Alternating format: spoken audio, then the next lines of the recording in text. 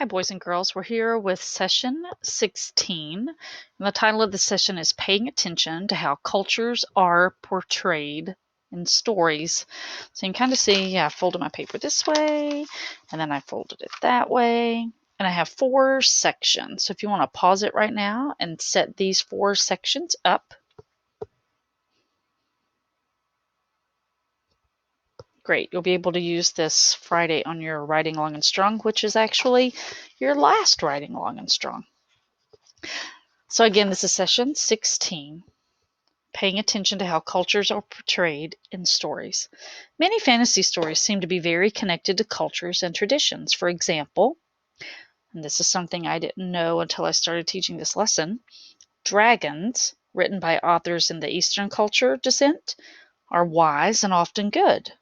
But dragons written about by authors in the Western culture descent are more often evil and cruel. So here's the great big post-it note of everything.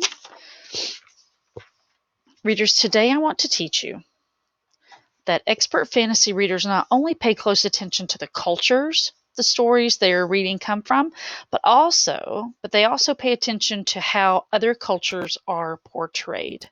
They can also take note of how similar characters, settings, and even plot lines vary from across fantasy stories from different cultures. By paying attention to these things, readers can learn more about their own and other cultures. So all literature and art teaches us something about the culture the text is coming from.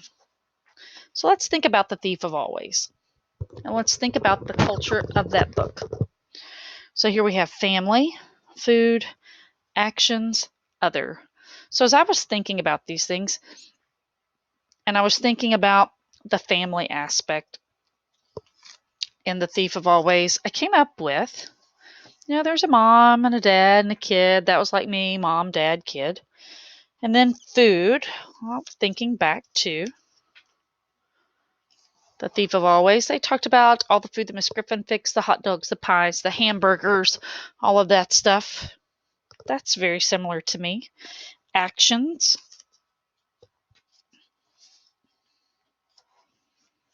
Playing in a treehouse, playing outside, Halloween, Christmas. Those things are similar to me. And then for other, I thought about the different animals, like the cats, the fish, those type things. So in The Thief of Always, the author, Clive Barker, was born in England and he lived there for almost 40 years. England is part of the Western culture, just like America is. So these are some different examples. The family, food, actions, and other. So this is all your lesson is today, setting up this piece of paper, thinking about these 4 things that are written in green, and then how does your book fit in? So all of these were similar, okay? I did put down at the bottom of today's HyperDoc 3 links, one for Clive Barker, one for Kate DiCamillo, who wrote Because of Winn-Dixie, and also Christina Applegate. Is it Christina Applegate? Hang on just a second. No, Catherine Applegate, sorry. Catherine Applegate, who wrote Home of the Brave. So I put in there a little bit about their past.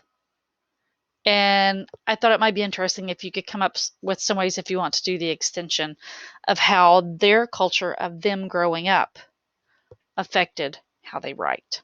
All right, take care, boys and girls.